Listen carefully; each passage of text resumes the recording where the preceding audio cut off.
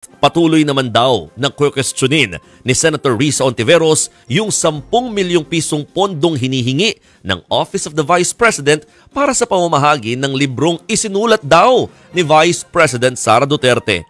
May paliwanag naman dyan ang OVP o yung Office of the Vice President. Yan ang pampagising na balita ni Mian Los Baños. Isang kaibigan ang pamagat ng librong isinulat ni Vice President Sara Duterte. Pinadalhan ng kopya niya ng mga senador kabilang si Senator Risa Hontiveros na nakasagutan kahapon ni VP Sara. Kinwestiyon kasi ng senadora ang 10 milyong pisong pondong hinihingi ng Office of the Vice President para gastusan ang pamimigay ng naturang libro para sa 1 milyong bata. Tingin ng bise, pinupolitika siya ni Hontiveros nang tanungin kung tungkol saan ba ang libro at kung ilan ang bibilhin. Aminado si Hontiveros na nagulat siya sa inasal kahapon ni VP Sara sa pagdinig. Kanina, iniskan ng senadora ang isang kaibigan. What do you think about it, ma'am? Nascan ko pa lang eh. Colorful yung illustrations. Tapos, mamaya basahin ko verbatim yung text.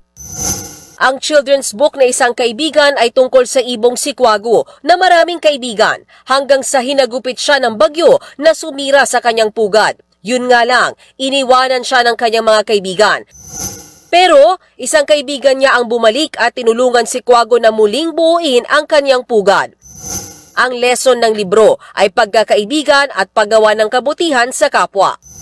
Sa huling pahina ng isang kaibigan, makikita ang larawan ni VP Sara at ang caption na siya ang ika-15 pangalawang pangulo ng bansa. Nakalagay rin doon na siya ang tunay na kaibigan. Sa panayam sa programang Ted Filon, DJ Chacha sa Radyo 5, nilinaw ng tagapagsalita ng OVP na si Attorney Michael Poa na hindi ibinibenta ang children's book ni VP Sara.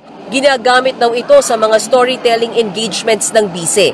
Ipinaliwanag din ni Poa kung saan gagamitin ang 10 milyong pisong hinihinging budget para dito. Gagawin lang doon sa budget ay gagamitin yun para sa pag-imprenta o yung printing lang po talaga ng hard copies ng mga libro at ilalagay ito sa mga bags dahil tuwing nagkakaroon po ng pagbibigay ng pagbabago bags ay meron din pong storytelling ang ating Vice President. Pero si Senator Hontiveros desididong hindi palusutin ang 10 milyong pisong budget para sa distribution ng naturang libro. Improper request daw na humingi ng pondo para maglathala at mamahagi ng librong isinulat ng isang opisyal ng gobyerno.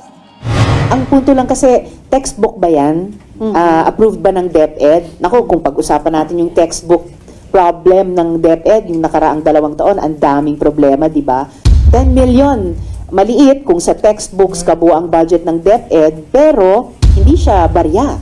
At 10 million na galing sa buwis ng mamamayan. So, pera pa rin na hawak ng gobyerno na dapat tanungin ng Kongreso.